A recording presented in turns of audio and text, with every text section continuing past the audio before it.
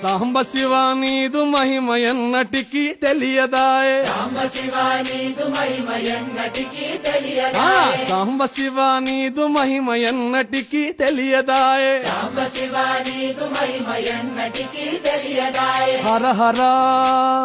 శివ శివ హర హర శివ శివ ఆ, గంగా జలము తెచ్చి నీకు అభిషేకము చేతునంటే గంగా జలము తెచ్చి నీకు అభిషేకము మరి చేతునంటే గంగ జలమున చేప కప్పల ఎంగిలంటున్నావు శంభో హర ఆహా. శివ శివ హర హర శివ శివ ఆ, సాంబ శివ నీదు మహిమ ఎన్నటికీ తెలియదాయే శివ శివ